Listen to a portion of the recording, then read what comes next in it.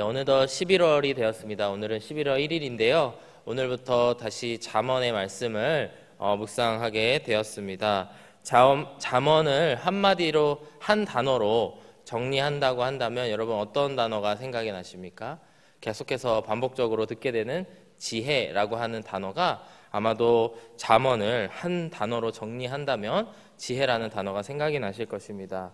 한 문장으로 정리하라고 한다면 아마 잠언 1장 7절의 말씀을 여러분 떠올리실 것입니다. 여호와를 경외하는 것이 지식의 근본이거늘 미련한 자는 지혜와 훈계를 멸시하느니라, 이 말씀인데요. 아마 많은 분들이 외우고 계시는 말씀이리라 생각을 합니다. 이와 같이 여호와를 경외하는 것, 그리고 여호와를 경외하여 순종하는 것이 지혜다, 지혜의 근본이다, 뿌리다 라고 하는 말씀을 잠언의 말씀을 계속해서 하고 있습니다. 그러면서 이제 잠언 31장까지의 말씀을 통하여서 여러 가지 방법과 비유와 또 메시지를 통하여서 하나님의 지혜가 어떤 것인지, 그리고 그분의 그 지혜의 능력이 어떤 것인지, 결과가 어떤 것인지에 대해서 우리가 계속해서 살펴볼 수가 있습니다. 오늘 우리가 함께 읽으신 잠언 10장의 말씀 함께 보시게 되면 1절의 말씀에 보시면요, 이것이 솔로몬의 잠언이라고 우리에게 소개하고 있습니다. 그러면서 지혜로운 아들과 미련한 아들을 대조하면서 이렇게 말씀을 시작합니다. 지혜로운 아들은 아비를 기쁘게 하거니와 미련한 아들은 어미의 근심이니라. 아마도 이 솔로몬이 그의 아들에게 1차적으로 쓴 잠언으로 우리가 잘 알려져 있고요. 그러면서 동시에 이스라엘 백성들을 위해서, 그리고 그 후대들을 위해서 남긴 글이기 때문에 지혜로운 아들, 그리고 어떤 사람이 미련한 아들인지에 대해서 이렇게 소개를 하고 있는 것입니다. 2절 말씀부터 보시게 될 텐데요. 조금 더 구체적으로, 그렇다면 오늘의 본문의 말씀을 통하여서 지혜자의 어떠한 모습을 우리에게 전달하고 있는지 함께 두 가지의 측면을 통해서 살펴보기를 원합니다. 첫 번째로 지혜자의 모습은 물질에 관하여서 의로운 사람이라고 오늘의 말씀을 통해 솔로몬은 이야기를 하고 있습니다. 2절의 말씀을 보시면요, 불의의 재물은 무익하여도 공의는 죽음에서 건지느니라. 이 한 문장의 짧은 문장이 아마도 솔로몬의 지혜, 모든 재물을 가지고 있었던, 그리고 누구보다도 부강하였고 힘이 있었던 바로 그 솔로몬의 지혜를, 물질에 대한 지혜를 한마디로 정리하는 단어라고 생각을 합니다. 그는 첫 번째로는 물질의 한계성, 물질이 갖고 있는 제한성에 대해서 이야기를 하고 있고, 동시에 그러면서도 물질의 능력을 무시하는 것이 아니고 물질의 그 가지고 있는 능력에 대해서 인정을 하고 있는 문장이라고 할 수가 있습니다. 아마도 여러분 이스라엘 사람들이나 이제 현대에 와서는 이제 유태인이라고 우리가 부르죠. 유태인들이 아마도 이 돈에 대한 지혜가 확실하다라는 것을 여러분 알고 계실 것입니다. 장사를 잘하는 어떤 민족들이나 이렇게 사람들 그룹들을 보게 되면은 유태인인 경우들이 있고요. 또 우리가 흔히 들어서 알고 있는 여러 은행들의 뒤에는 유태인들이 있다라고 하는 것을 우리가 알고 있습니다. 근데 그 배경이 되는 말씀이 바로 이 솔로몬의 지혜와도 연관이 있다고 생각을 합니다. 그 사람들이, 유대인들이 이제 이스라엘 사람들인데 그들이 어려서부터 이 잠언의 말씀을 통하여서 그들에게 확실한 물질에 대한 그런 생각들이 있었기 때문인 것입니다. 그들은 재물에 대해서 귀히 여기면서도 동시에 그 재물의 한계, 재물이 가지고 있는 일정한 한계에 대해서 이야기를 하고 있는 것입니다. 그러면서 2절의 말씀을 다시 보시면 불의의 재물은 무익하다라고 하는 것을 정확하게 말씀하고 있습니다. 아무리 재물이 좋아도 수단과 방법을 가리지 않고 의롭지 않은 방법을 통해서 얻은 재물은 너무나 무익하다라고 하는 것을 이야기하고 있습니다. 동시에 공의는 죽음에서 건지느니라, 즉 공의롭게 정의롭게 번 재물은 누군가의 목숨을 죽음에서 건질 수 있는 능력이 있다라고 하는 것을 오늘의 말씀을 통해서 이야기하고 있는 것이죠. 여러분 영화 신들러 리스트라고 하는 영화를 보신 적이 있으실 것입니다. 한 2차 세계대전 당시에 독일인 사업가였던 오스카 신들러라고 하는 사람의 실제 있었던 이야기를 이제 영화로 각색하여서 만든 90년대 초에 나온 영화입니다. 신들러는 그의 재산을 팔아서 나치로부터 유태인들을 매수하여서 살리는 그런 일들을 하였던 그 스토리가 바로 그 사람이 가지고 있었던 그 살린 명단의 리스트가 쉰들러 리스트라고 하는 것이죠. 영화의 가장 극적인 장면, 클라이막스의 장면이 무엇이냐 봤을 때 그가 더 많은 사람들을 구해내지 못한 거에 대해서 아쉬워하면서 눈물을 흘리는 장면이 아마 모두에게 감동을 준 장면이지 않을까 생각을 하게 됩니다. 이처럼 우리가 번 물질이 누군가를 살릴 수도 있는 그런 물질이다라고 하는 것을 우리가 알 수 있는 것입니다. 그러나 동시에 우리가 의롭지 못하게 불의하게 번 재물은 한 사람의 인생을 완전히 망쳐버릴 수도 있다라고 하는 것을 우리가 많이 숱하게 보셨을 것입니다. 2014년에 방영된 한 한국의 탐사 보도 프로그램에 보면은 로또 1등에 당첨된 사람들을 역추적하여서 그들의 인생이 어떻게 변하였나에 대해서 추적을 한 기획이 있었습니다. 저도 예전에 그것을 본 기억이 있는데요. 거기서 보게 되면 놀랍고 충격적인 것이 단 한 사람도 로또 1등을 당첨이 돼서 10억 아니면은 10수억 그 정도의 돈을 하루아침에 벌게 되었는데 그들의 인생이 모두가 파탄이 난 그런 탐사 보도를 하는 것을 본 적이 있습니다. 그러면서 그곳에서 모든 사람들이 이혼을 하게 되고요. 그러면서 모두가 지금은 아주 모든 그때 벌었던 재산을 넘어서서 그가 이전에 가지고 있었던 그런 재산들, 모든 재산들을 잃게 되는 그런 내용을 다룬 그런 프로그램이 있었습니다. 이와 같이 우리가 의롭지 못하게 번 그런 재물들이 우리의 인생을 파괴시킬 수 있다라고 하는 것이죠. 바로 오늘의 말씀 10장 2절의 말씀이 이야기하듯이 우리가 재물에 대한 정확한 균형 잡힌 자세를 가져야 된다라고 하는 것입니다. 의롭게 벌려고 노력을 해야 되고 또 그것을 우리가 벌었을 때에는 그 재물을 하나님 허락해 주셨을 때에는 그것을 의롭게 쓰면서 누군가를 살리는 길로 나아가야 된다라고 하는 것입니다. 시편 49편 6절과 7절의 말씀을 보시면 이와 같이 이야기합니다. 자기의 재물을 의지하고 부유함을 자랑하는 자는 아무도 자기의 형제를 구원하지 못하며 그를 위한 속전을 하나님께 바치지도 못할 것이다.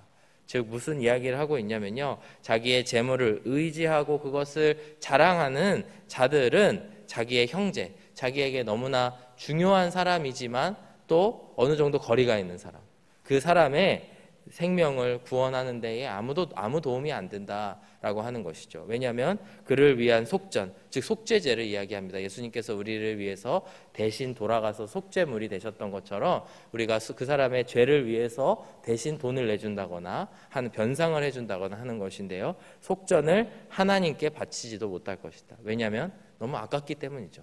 그가 재물을 의지하고 부유함을 자랑하기 때문에 그 돈이 너무 좋아서 너무 아까워서 누군가를 도와야 될 때 나의 형제, 아주 가깝지만 또 어느 정도 거리가 있는 그런 사람을 막상 구해야 될 때는 우리가 물질에 눈이 멀어서 아무것도 하지 못한다라고 하는 것을 이야기하고 있습니다. 그렇기 때문에 우리가 항상 재물의 유익을 알기 때문에 또 그것을 통해서 선한 일을 할 수 있기 때문에 우리가 열심히 일해야겠죠. 그 다음에 우리가 돈을 열심히 버는 것도 매우 중요한 일입니다. 그러나 동시에 그것에서 벗어나 자유함을 얻고 그 가운데에 사람을 살리는 일들을 해나가는 것이 바로 지혜자의 모습이다라고 하는 것을 오늘의 말씀은 이야기하고 있습니다. 오늘의 말씀 3절의 말씀을 보시면 의인들이 자기의 재물에 대한 이와 같이 균형 잡힌 자세를 가질 수 있는 그 원인을 이야기하고 있습니다. 여호와께서 의인의 영혼은 줄이지 않게 하시나 악인의 소욕은 물리치시느니라.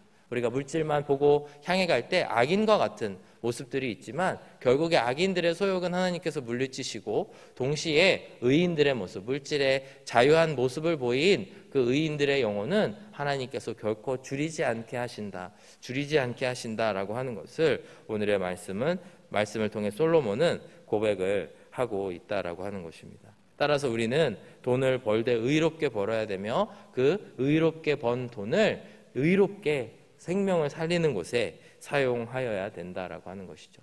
이와 같은 사이클, 이와 같이 건강한 물질에 대한 사이클이 우리의 인생 가운데 형성이 될 때에 우리 가운데 어떠한 모습들이 나타나냐, 4절과 5절의 모습을 보시면 하루하루를 기쁘게 살아가는 그러한 모습들을 보이게 되는 것입니다. 손을 게으르게 놀리는 자는 가난하게 되고 손이 부지런한 자는 부하게 되느니라. 여름에 거두는 자는 지혜로운 아들이나 추수 때에 자는 자는 부끄러움을 끼치는 아들이니라. 즉, 이 4절과 5절 가운데에 기쁨이라고 하는 단어는 나오지 않지만 우리가 그러한 모습들을 유추해서 볼 수가 있습니다. 너무나 기뻐서 자기가 하는 일이, 자기가 돈을 버는 일이 너무나 기뻐서 게으르지 않고 또 부지런하게 그의 손을 놀리는, 그리하여서 여름에 거두는 자, 여름에 추수를 한다는 것은 너무나 부지런하게 미리미리 준비한다는 거죠. 가을이 돼야 추수를 할 텐데 가을보다 일찍 여름에 미리 준비하여서 그것들을 준비하는 지혜로운 아들이 되고, 반면에 추수 때에 자는 자, 자기에게 맡겨주신 일, 자기가 맡고 있는 일들에 감사함을 모르고 게을리 하는 자들의 모습들은 그 역으로 반대되는 악인의 모습들, 그리고 미련한 자들의 모습들이라고 하는 것입니다. 우리가 하나님의 지혜를 얻는 지혜자가 되기를 주의 이름으로 축복합니다.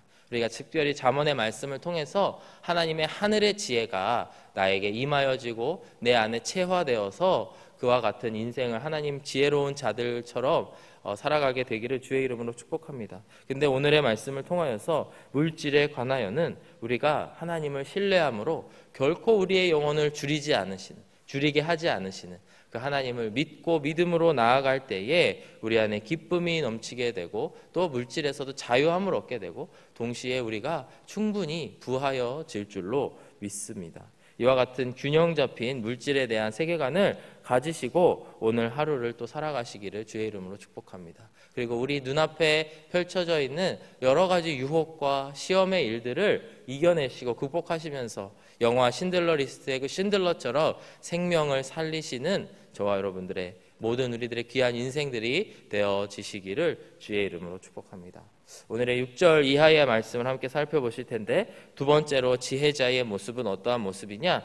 바로 입술의 변화가 일어난 사람이다 라고 하는 것입니다. 6절의 말씀을 보시면요, 의인의 머리에는 복이 임하나 악인의 입은 독을 머금었느니라. 의인의 머리에는 복이 임하나 악인의 입은 독을 머금었느니라. 즉, 의인과 악인의 결정적인 차이는 그 입술에서 나오는 내용이 다르다라고 하는 것입니다. 의인의 입에서 나오는 일들로 인해 사람들이 복을 받게 되지만 반면에 악인들의 입에서는 사람을 죽이는 독이 나온다라고 하는 것이죠. 7절과 8절의 말씀을 이어서 보시면요, 의인을 기념할 때에는 칭찬하거니와 악인의 이름은 썩게 되느니라. 마음이 지혜로운 자는 계명을 받거니와 입이 미련한 자는 멸망하느니라. 결국에 입이 어떠한 말을 품고 있느냐를 통해서 그 사람을 지혜자인지 아닌지 악인인지 판단할 수 있다라고 하는 말씀입니다. 11절의 말씀을 보시면 의인의 입은 생명의 샘이라도 악인의 입은 독을 머금었느니라. 그가 가지고 있는 입 속에 가지고 있는 그 말들을 통해서 그가 의인인지 악인인지 그리고 사람을 살리기도 하고 죽이기도 한다라고 하는 것을 우리가 오늘 아침에 꼭 명심하고 묵상하기를 원합니다. 사도행전의 말씀을 보시면 여러분 바울과 함께 전도여행을 다녔던 바나바라고 하는 인물을 잘 아실 것입니다. 바나바의 별명이 무엇이었는가를 봤을 때 사도행전 4장 36절의 말씀을 보시면 바나바라고 하는 인물이 처음으로 성경에 등장하는 장면에 이렇게 이야기합니다. 구브로에서 난 레위족 사람이 있으니 이름은 요셉이라. 우리가 알고 있는 바나바의 본명은 요셉이었습니다. 그런데 사도들이 그를 일컬어 바나바라 하니 번역하면 위로의 아들이라 이렇게 말씀하고 있습니다. 바나바라고 하는 말 자체가 별명이라는 것이죠. 근데 그것을 해석하게 되면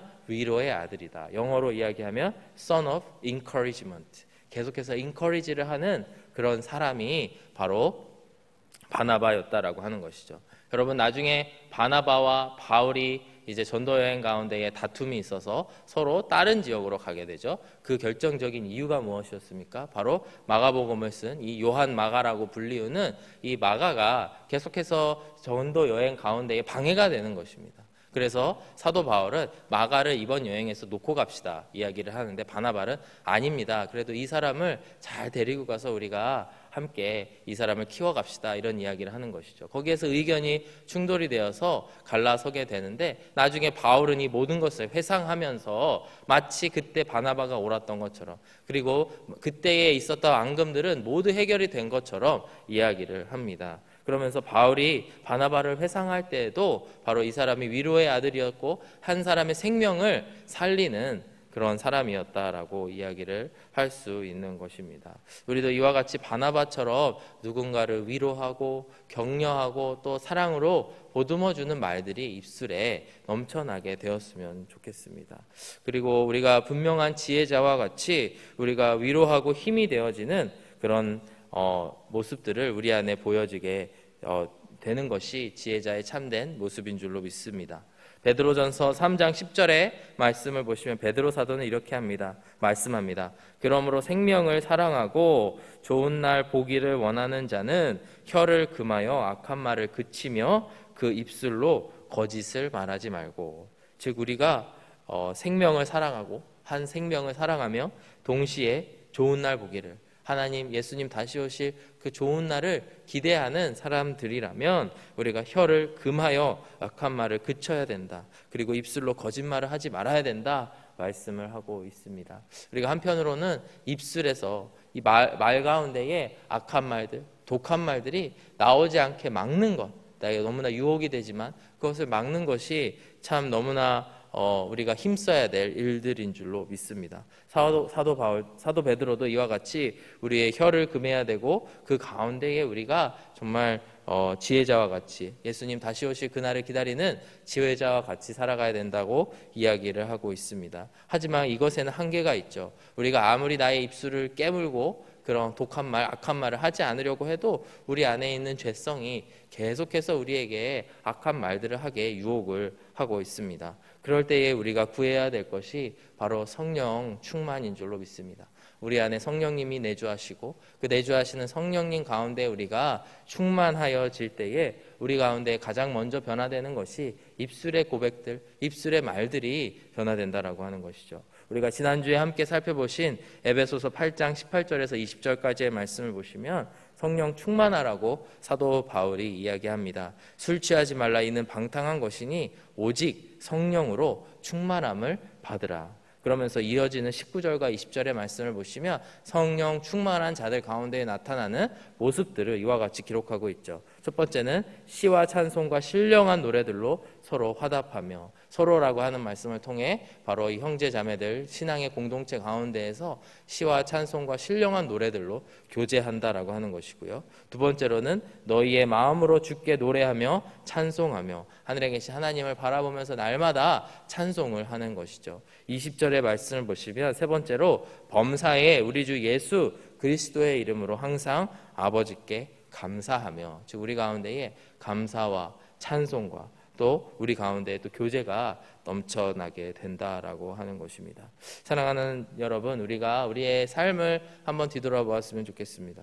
저도 마찬가지고요. 나의 삶에 얼마나 하나님의 신령한 노래들, 시와 찬송과 신령한 노래들로 내 안에 풍성하였는가. 그것이 바로 우리가 성령 충만한지 아닌지, 어느 정도 성령 충만한지를 돌아보게 되는 잣대가 된다라고 하는 것입니다. 시편의 기자들은 수차례에 걸쳐서 이제 새 노래로 여호와를 찬송하라라고 하는 말씀이 계속해서 나오게 됩니다. 시편 96편 1절의 말씀을 보시면요, 새 노래로 여호와께 노래하라, 온 땅이여 여호와께 노래할지어다. 시편 33편 3절의 말씀을 보셔도요, 새 노래로 그를 노래하며 즐거운 노래로 아름답게 연주할지어다. 시편 149편 1편의 말씀을 보시면 할렐루야, 새 노래로 여호와께 노래하며 성도의 모임 가운데에서 찬양할지어다, 이렇게 말씀을 합니다. 여기서 이야기하고 있는 새 노래라고 하는 것은 바로 우리가 예수님을 영접하고 하나님을 만난 이후에 변화된 새 생명, 새로운 피조물로서 부르는 찬송의 노래를 이야기하고 있습니다. 즉 우리의 인생이 이제 예수님을 믿고 유턴하여서 하나님께로 돌아가기로 작정하여 그 길을 걸어가고 있다라고 한다면 우리의 입술 가운데에 여호와를 노래하고 찬송하는 새 노래들로 우리 가운데 가득 차게 될 줄로 믿습니다. 오늘의 말씀을 마무리하면서 12절의 말씀을 함께 읽어보길 원합니다. 미움은 다툼을 일으켜도 사랑은 모든 허물을 가리느니라. 우리의 입술 그리고 우리의 재물을 통하여서 하나님께서 우리에게 다툼을 일으키지 아니하고 모든 허물을 서로 가려주기를, 그 사랑을 실천하기를 우리에게 말씀하고 있습니다. 오늘 솔로몬이 우리에게 그리고 자녀들에게 전달하였던 바로 이 지혜, 두 가지 지혜를 마음에 꼭 새기시는 이 아침이 되어주시길 원합니다. 주님, 재물에 관하여 자유롭게 하여 주시고 또 주님을 위하여 사용할 수 있도록 계속해서 인도하여 주시옵소서. 동시에 나의 입술의 말과 모든 마음의 묵상이 주님께 향하길 연락되기를 원하나이다. 이 지혜의 말씀을 마음에 새기시고 오늘 하루를 시작하시고 묵상하시는 저와 여러분들이 되어지기를 주의 이름으로 축복합니다. 함께 기도하겠습니다. 사랑하는 아버지 하나님, 감사합니다. 우리가 살아가는 이 땅에서는 재물이 없이는 살아갈 수 없으며 또 그것의 힘을 우리가 알고 살아갑니다. 그러나 물질의 능력을 인정하되 그것을 주인 삼지 않게 하여 주시옵시고 오늘의 말씀처럼 우리가 의롭게 물질을 벌어서 또 의롭게 사용할 수 있는 귀한 성도들 되게 하여 주옵소서. 또 우리가 우리의 입술에 고백들이 항상 하나님을 찬양하고 또 누군가를 세워주는 그런 입술의 고백들이 넘쳐나는 저희들이 되게 하여 주시옵시고 저희들 안에 독한 것 또 상한 것이 있지만 그것을 입 밖으로 내지 않는 연습을 하면서 동시에 성령 충만함을 구하며 시와 찬송과 신령한 노래들로 항상 넘치게 되는 저희들이 되게 하여 주시옵소서. 주님께 감사드리며 예수 그리스도의 이름으로 기도드렸습니다. 아멘.